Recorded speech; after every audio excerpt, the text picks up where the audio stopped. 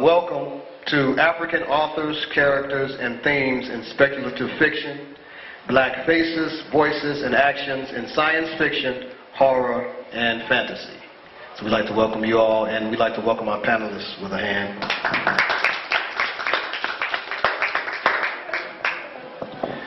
We're going to start off introducing our panelists. We'll start from you all's far left.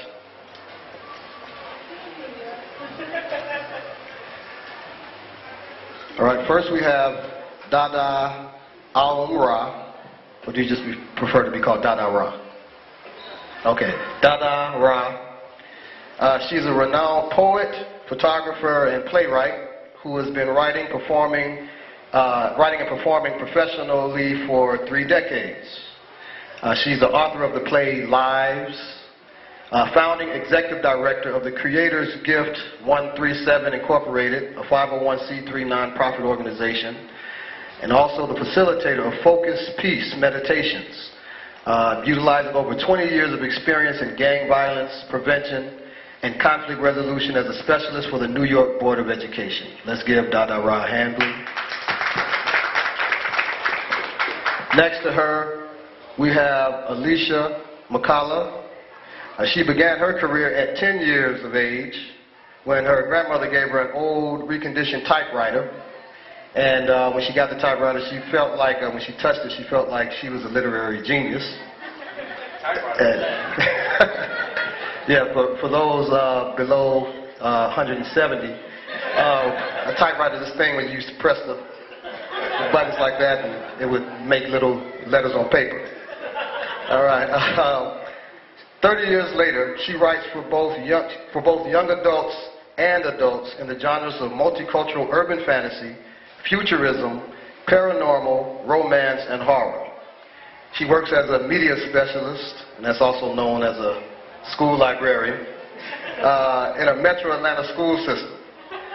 Her first book, Breaking Free, will be available February 2012. Let's give Alicia McCullough a hand. Next up, we have Miss Nicole Gibbons-Kurtz. She's an author, publisher, and teacher. She's driven 6 hours to be here, so we're thankful for that. Hopefully she'll be able to stay awake on the panel, and that's a long drive. Her works in sci-fi, fantasy, and horror have been finalists for the Dream Realm Award and for the Epi Award. She is CEO of Mocha Memoirs Press, a publishing company that seeks to publish stories that invigorate and invoke strong, lingering emotions, like good coffee and a good memoir, right? So let's give Miss Nicole Gibbons-Kurtz a hand. Happy to have her. And finally, last but not least, we have the acclaimed author of 3 novels in the genre of sword and soul, the books Meiji Book 1, Meiji Book 2, and Changa Safari. And he's actually brought out a 4th book, editing it with Charles Saunders, who's the father of Sword and Soul, who we'll talk about a little later. And he's contributing author of the book also. It's called Griots, A Sword and Soul Anthology. And he is the editor-in-chief of MV Media LLC, a micro-publisher specializing in sci-fi and fantasy. Let's give Milton Davis a hand. And I am your panelist, Balogun. I'm a writer. A couple of these people are very special to me because they're my publishers. And I have some novels out soon. I have nonfiction works out. And I'm a huge fan, always have been, of speculative fiction. And when I found the Black Speculative Fiction, the Black Science Fiction Society, I found out there were other authors who looked like me who were writing and reading the stuff. Because when I was in school, there was a group of only like 5 or 6 of us in high school who were into speculative fiction, you know. And if it wasn't for the fact that I was a martial artist and a football player, I probably would have been picked on because of it. So, I was happy to find other people like me. So, we're going to go ahead into the questions. What we're going to do is ask questions of our panelists. They're going to share some of their work, and then you all can field questions of our writers and our publishers. All right, the first question: what is black speculative fiction?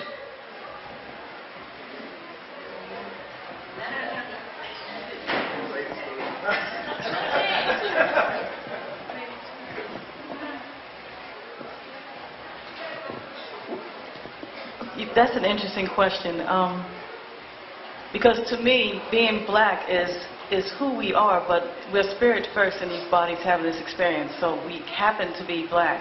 And I feel like it's, the whole science fiction thing is being able to tap some aspect of self and allow it to come out and be put on paper, and it's a message that comes from within that you choose to share with those who are ready to receive. All of us have our messages, and some of our messages will be similar, some of them will be different, but a lot of them, they're all parallel in the sense of the area of which that we choose to express ourselves in. And you all can feel free to express yourselves and give a hand to our panel. Yeah, you guys might want to really give me a hand with that one.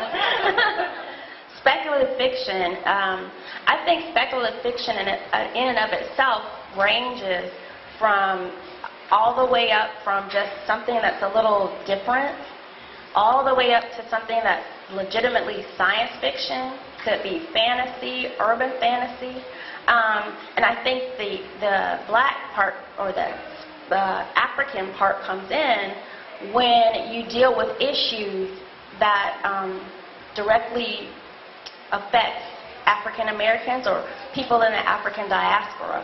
So when you mix all those things together, then you get what we call the black speculative fiction. So it could be a horror story, but it's something specific to that the culture.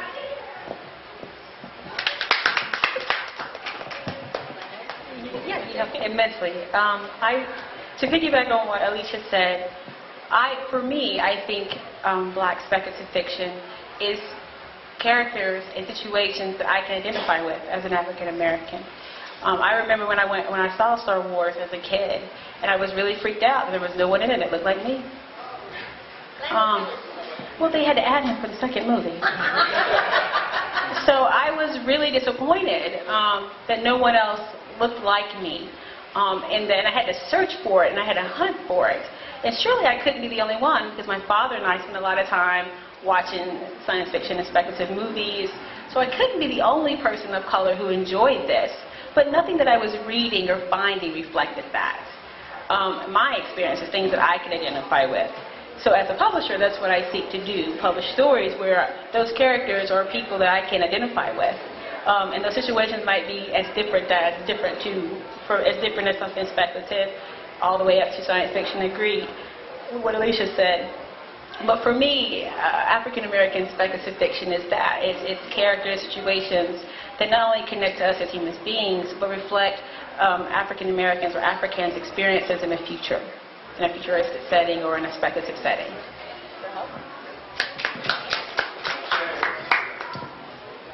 What they said.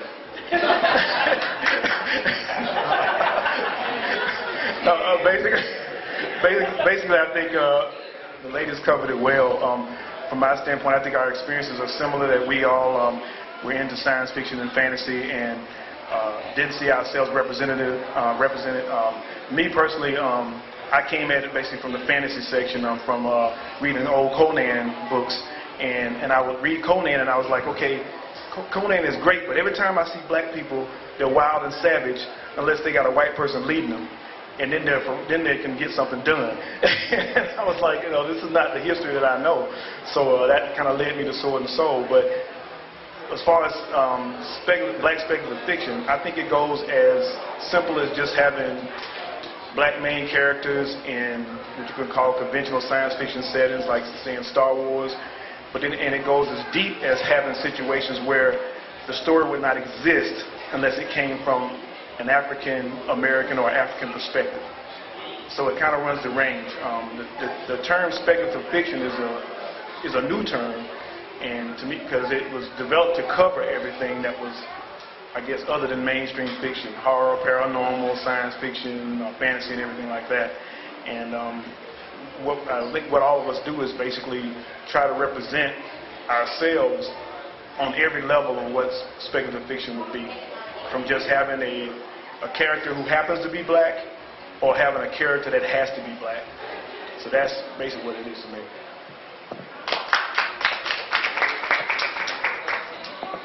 Wonderful, wonderful. Yeah. Now, why black speculative fiction? Wouldn't you reach a broader readership if you had a Caucasian protagonist? Would you sell more books, Milton, if your novels were set in the Shire of Thistledorn instead of the grasslands of Uhuru? So why black speculative fiction? Okay.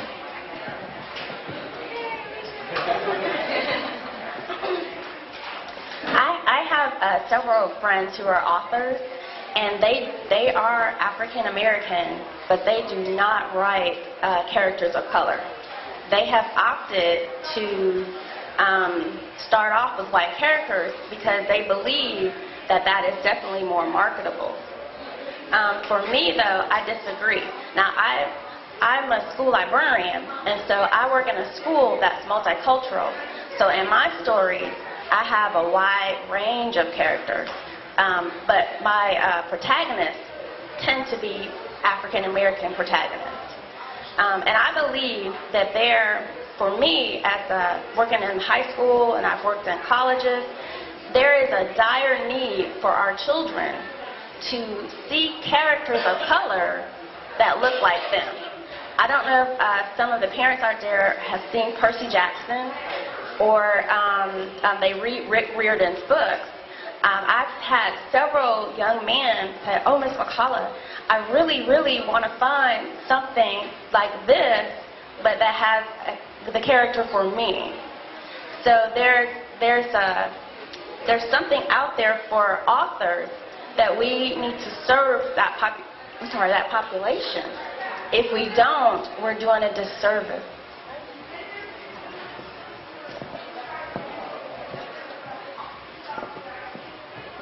This is interesting. When I started my book, it wasn't a consideration. I mean, I'm black. My character is going to be black. I mean, but it's my books.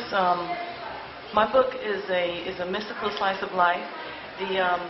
My characters, it's like, for example, my main character's name is Martin, but his great-grandfather's name is Gustav. It apparently channeled through me because that's not a black name. But, and I think some of my characters, they might be Mediterranean or something, but the main character, he's black. But I didn't come up with it. It came through me and I kind of penned it. But